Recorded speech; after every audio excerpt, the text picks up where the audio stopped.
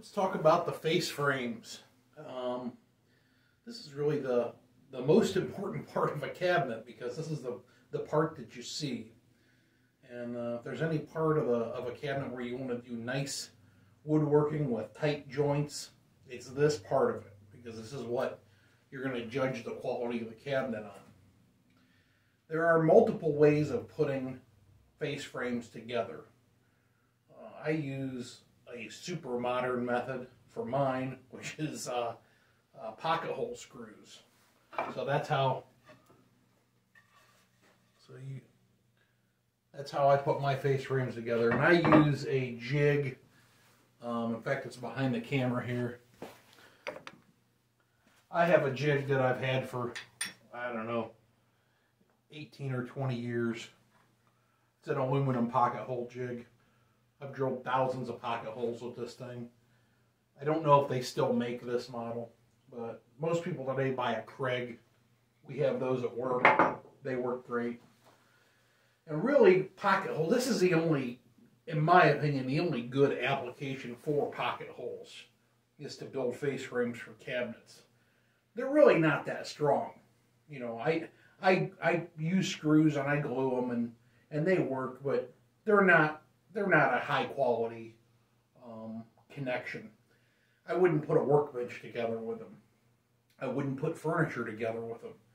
But around where I live, you know, there's a lot of Amish wood shops around here, and they use pocket screws for everything. It's that old world craftsmanship. Pocket holes and screws. But it does work great for face frames, and when we get to building this face frame, I'll shoot some footage of that. Before I had a pocket hole jig, what I actually used were biscuits. And up here, I have my old biscuit cutter. And that's a great way of putting a face frame together. I usually use, I think, number 0 biscuits, which are the smallest ones. And you put biscuits at all your intersecting joints, and you put your face frame together, and then you clamp the whole face frame together. And that's the disadvantage of using biscuits, is it just takes a little bit more time. There's the sump pump running. But when we use biscuits, we have to clamp all the joints together. And a lot of times with biscuits, if you have a complicated face frame, you might have to do a couple assemblies to get the whole thing together. And then you've got to wait for the glue to dry. Pocket screws, you don't have any of that. I mean, it's just a way easier way of putting these things together. My grandpa had neither of those tools. And what he did, and I'm going to try to demonstrate this. So, first off, my grandpa, when he built cabinets, he only built 2 different styles of cabinets. You know, he built an upper cabinet with big doors that went from the bottom of the face frame to the top. And then he also built lower cabinets that had a cabinet and 1 drawer. So the drawer was immediately below the countertop, and it was probably a 5 or 6 inch drawer, and under that was an open cabinet. Every cabinet he built was like that. Lots of old houses you go in, that's the way all the cabinets were built. I tend to build cabinets with lower cabinets mostly with drawers, because I just find that's, as far as working in a kitchen, that's the most convenient method. Cabinets, you have to get on your hands and knees to get down to look for things. So I would rather build great big deep drawers rather than lower cabinets. But what my grandpa would do is he would have his cabinet, and of course if it's a lower cabinet, he would have a divider inside the cabinet in order for the drawer slide to go on. So, you know, he didn't use metal drawer slides, everything was made out of wood. So you'd have to have a bottom in the drawer cavity for the drawer to slide on. And because of that, he had a plywood edge all the way around the cabinet. Maybe sometimes a picture is worth 1,000 words. And let me grab a piece of scrap paper. I'll try to draw basically what he was dealing with.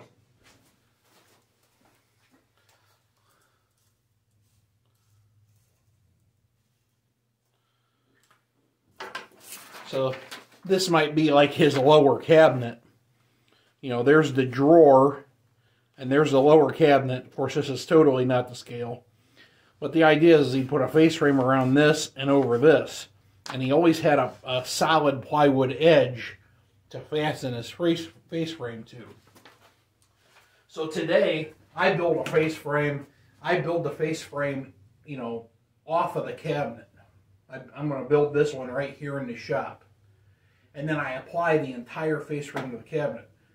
My grandpa put them together piece by piece on the cabinet.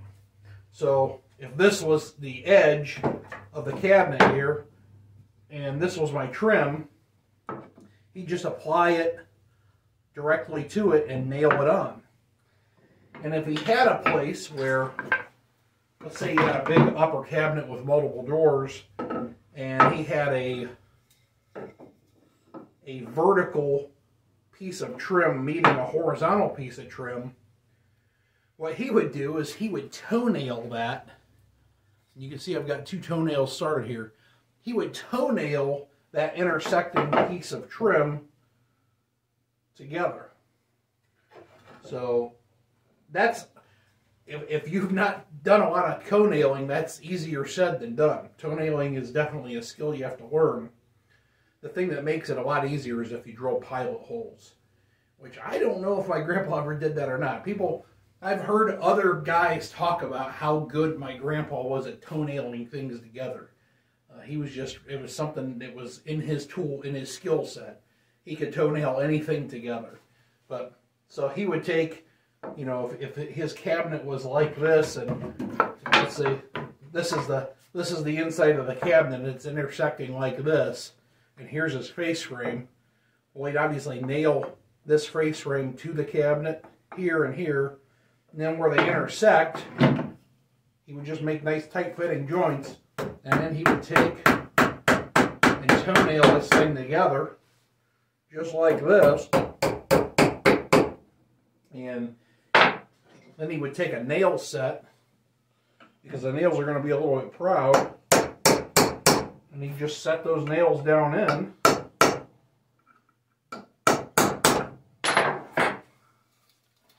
And that is how he would put a face frame together, just with nails. Now I suppose you could actually build a face frame off of a cabinet using this method, especially if you put some glue in there. That would give you a little bit of extra insurance. But you know, it just goes to show you you can have very limited tools and accomplish this job. And actually this, I mean, it's not super strong, but it'll keep the joint together. And typically in those situations, again, you're relying on this attached to the cabinet on the back of the trim to give it strength. So that's just a little, the toenails at the corner are just a little extra insurance to keep the joint together. All right. Another way that you could put a face frame together that I didn't mention is if it's a frame where you don't have a lot of intersecting pieces, you can use long screws. And what I mean by that is you could have 2 pieces of wood come together like this for your face frame, and you could put a long screw from here into this, screw and glue that. I've done that before. It takes almost no tools to do it, and it's a strong joint, and then just put a little wood filler or a wood plug in the corner, and you're good to go. So, as far as I know, that's all the methods. Well, of course, the super traditional method, which I've never seen in a kitchen, I've only seen on furniture, would be mortise and tenons. You could mortise and tenon your whole face frame together. You could use half laps to corners, or saddle joint, and you could use mortise and tenons and all the intersections. You know, and if we were building fine furniture, that may be the way to go. But on a kitchen cabinet, I have never seen that. They're just not, like I said at the beginning, kitchen cabinets are not fine furniture. They're actually more house trim. And house trim is not fine furniture. Doesn't mean the joints aren't tight and everything's not put together well, but it's not done with the techniques that we typically associate with furniture building. let's go ahead and get this face frame together.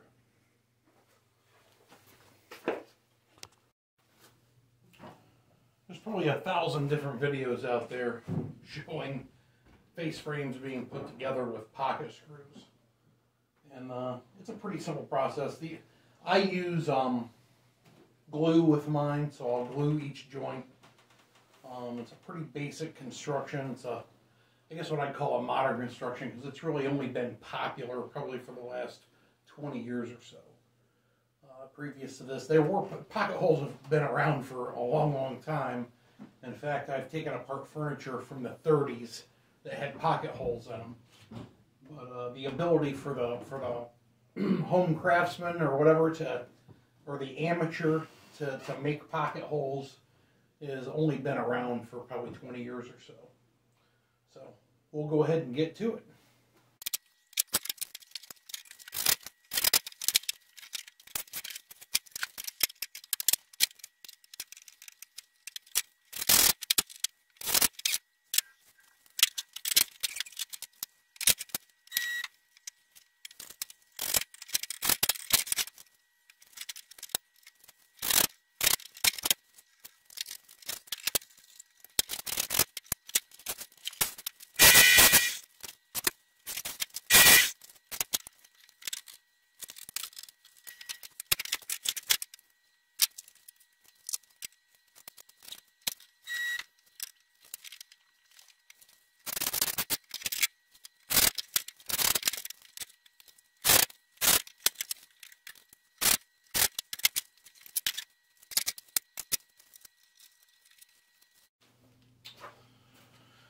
Okay, as you can see, I had a little bit of problem. Maybe you could see that I had a little bit of problem with this one corner. And all of this lumber that I'm using is used. So this wood is, all of it's over 100 years old. And pine, when it gets old, it gets brittle.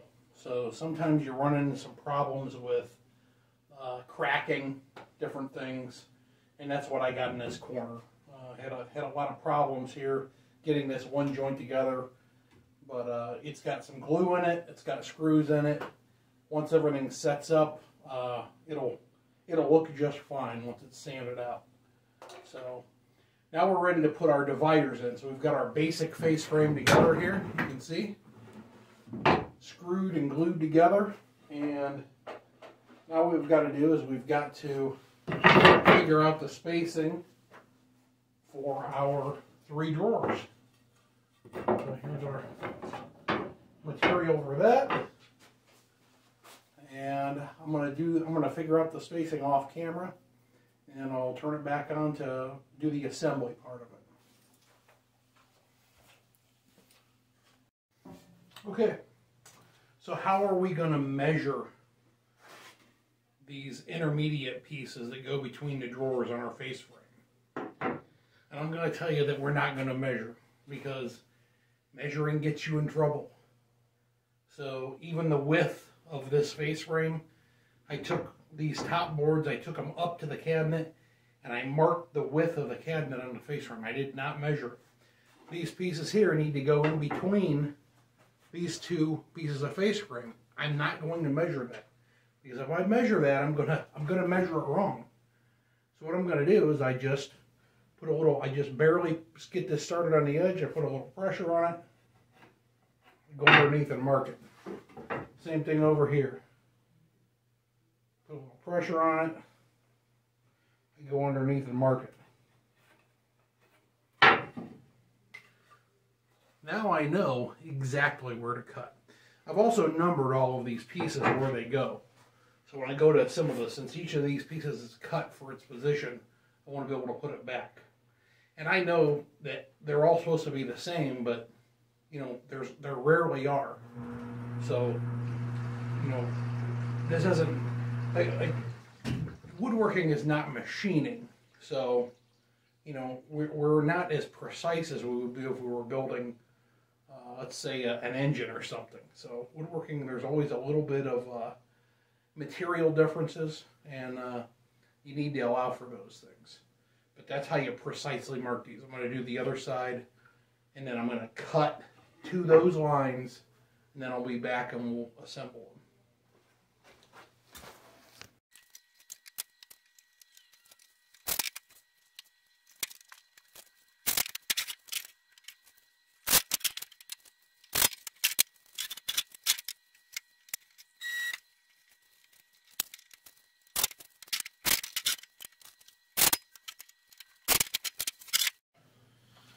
Okay, so we're all done here with our face frame.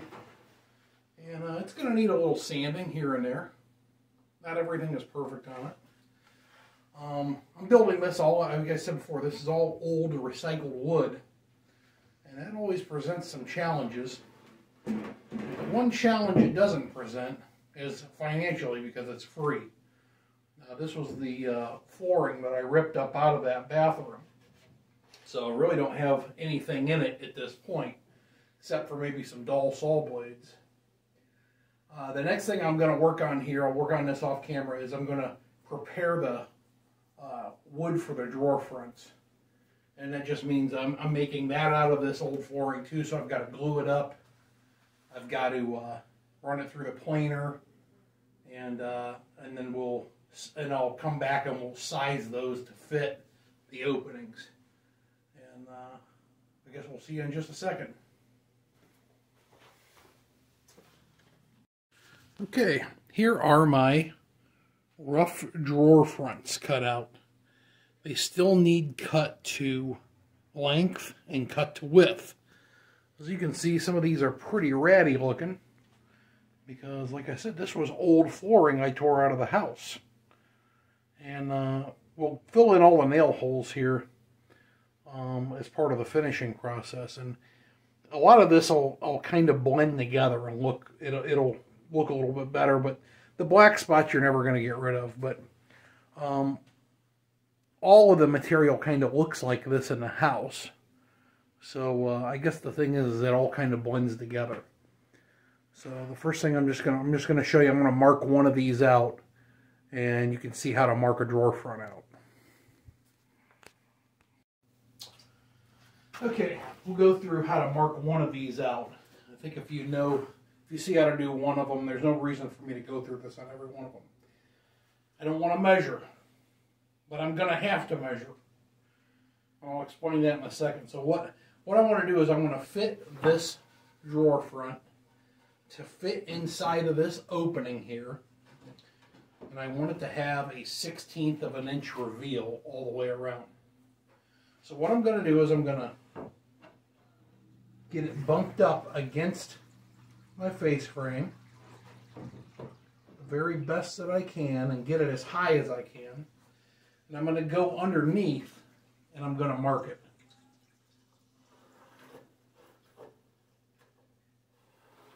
I really don't need to mark the whole width. Of course, I didn't hardly mark anything there. Let me try that again. I think this one just about, this particular one almost drops in.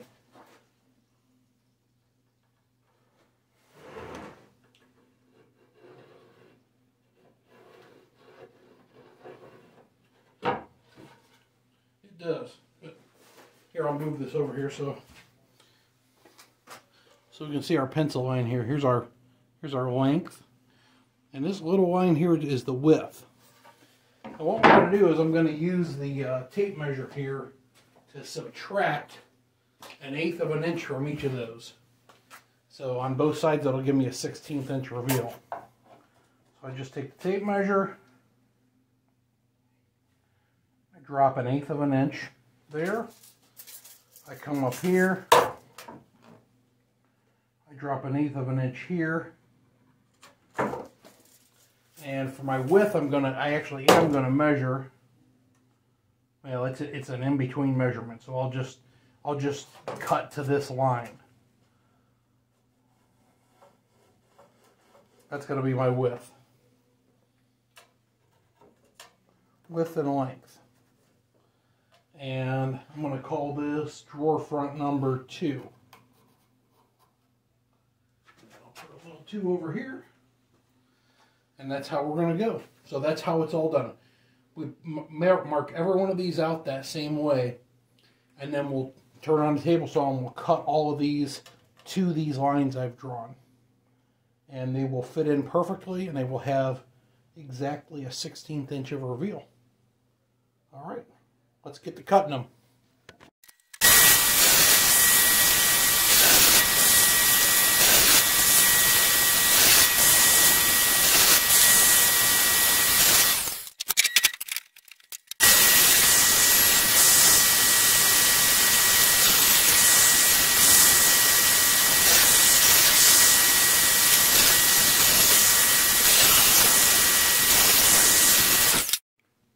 Alright, here's our drawer fronts in our face frame.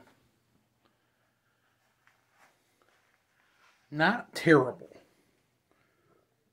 Especially considering the material this is made out of, which is basically stuff that I think most guys would have just thrown in the trash. In fact, here's some of this material that I made this out of. Most of it was this stuff here. Just old flooring boards. We cleaned up one side of them. The back side we didn't worry about quite as much. Let me pull one of these drawer fronts out.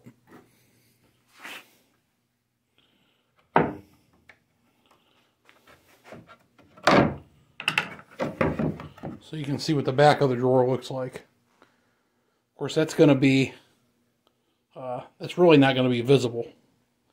You might see just around the edge, but we'll do a little sanding on that to fix that up a little bit, just around the edges. But that'll all be hidden. The back of the face frames, they're not as nice either, but they're also going to be hidden. The only thing we're really worried about is this front side, the money side. So the next thing we have to do is we have to install it. So that'll be the next thing. Okay, so we're back up here at the cabinet. And sorry you have to look up a big fat gut. We're going to attach the face frame to this cabinet. And I've kind of held it up there. And it looks like everything fits just perfect.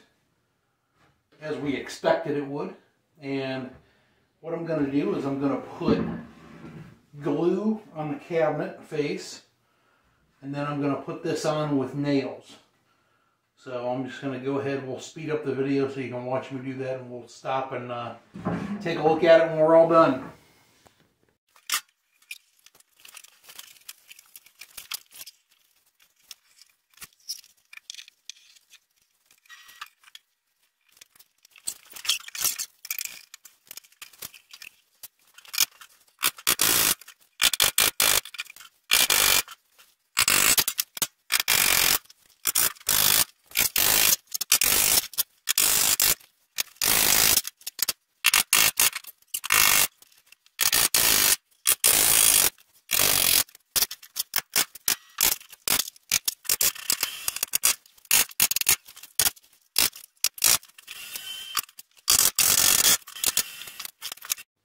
Alright, our face frame is installed. Our next video is going to be about filling and finishing. And then we'll go on to making drawer boxes. Alright, I hope you learned something.